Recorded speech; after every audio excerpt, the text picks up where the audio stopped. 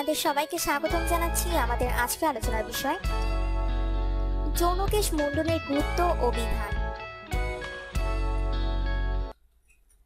যৌনকেশ মুন্ডন সম্পর্কে জানতে হলে প্রথমেই জানা দরকার যৌনকেশ কোনগুলো। প্রকাশ থাকে যে নারী ও পুরুষের নাভির নিম্নদেশে গুপ্তাঙ্গের আশেপাশে গজানো কেশগুচ্ছকে যৌনকেশ বলা হয়। ইসলামে যৌনকেশ মুন্ডনের গুরুত্ব। যৌনকেশ মুন্ডনের মতো একান্ত ব্যক্তিগত ও সামান্য বিষয়ও ইসলামের জীবন বিধানের আওতাভুক্ত। নিঃসন্দেহে এটা ইসলামের পরিপূর্ণতার এক জলজান্ত প্রমাণ। ইসলাম এভাবে ছোটখাটো ব্যক্তিগত ব্যাপার থেকে নিয়ে আন্তর্জাতিক সকল সমস্যার সমাধান প্রদান করেছে। হতভাগা আমরা বুঝতে পারি না ইসলাম সৃষ্টির তরে মহান স্রষ্টা আল্লাহর কত বড় নিয়ামত। ইসলামী জীবন বিধানে যৌনকেশ মুন্ডনের প্রতি জোর তাগিদ আরোপ করা হয়েছে। বলা হয়েছে এটা মানব স্বভাব প্রকৃতগত গুণ, সকল নবীর সুন্নত। আমরা জানি মানুষের শরীরের যে সমস্ত জায়গা অধিক পরিমাণে ও দ্রুত ময়লা জমে থাকে, নাভির নিম্নদেশ তার মধ্যে উল্লেখযোগ্য স্থান। আমরা এই স্থান প্রতিদিন পরিষ্কার করে থাকলেও যৌনকেশ গুচ্ছের গোড়ায় ধীরে ধীরে ময়লার যে সূক্ষ্ম আস্তরণ জমে তা কিন্তু পরিষ্কার করা সম্ভব হয় না।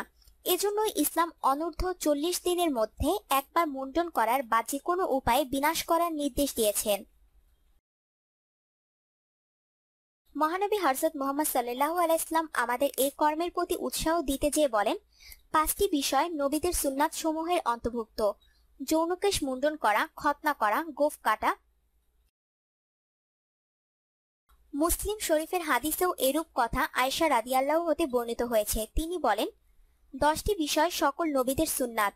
তিনি সে 10টির মধ্যে যৌনকেশ মুন্ডনের কথাও উল্লেখ করেছেন। যৌনকেশ মুন্ডনের বিধান। আমাদের মাঝে অনেকে মনে করেন যৌনকেশ মুন্ডন করা ফরজ, 40 দিন পার হয়ে গেলে নামাজ রোজা কিছুই কবুল হবে না। আসলে অতি সতর্কবোধ থেকে এ ধারণা জন্ম হয়েছে। সতর্কতা অবশ্যই বাঞ্ছনীয় এবং প্রশংসনীয়, কিন্তু আমাদের প্রচলিত ধারণাটি ভুল। সকল সাহাবা, তাবেঈন ও অধিকাংশ উলামাদের মতে যৌনকেশ মুন্ডন করা সুন্নাত। যৌনকেশ মুন্ডন না করে 40 দিন অতিবাহিত করা মাকরুহ বা ঘৃণিত ব্যাপার। নাইলুল আওতার প্রণেতা আল্লামা শাওকানি রহমাতুল্লাহ বলেন, যৌনকেশ মুন্ডন করা সুন্নাত হওয়ার ব্যাপারে সবাই একমত। এখানে সবাই একমত বলতে সকল সাহাবী ও তাবেঈনদের বোঝানো হয়েছে। ইবনু কুদামাহ বিখ্যাত ফিকাহ গ্রন্থ আল মুকনিতে লিখেছেন, যৌনকেশ মুন্ডন করা মুস্তাহাব, কেননা এটা স্বভাব প্রকৃতগত এক গুণ। যেহেতু যৌনকেশ মুন্ডন না করলে এটা কদর্য রূপ ধারণ করে, এজন্য মুন্ডন করে নেয়াই ভালো। মুন্ডন করার মেয়াদ। মুন্ডন করার নির্দিষ্ট সর্বোচ্চ মেয়াদ হলো 40 দিন, যেমন সহিহ হাদিস থেকে প্রমাণিত হয়।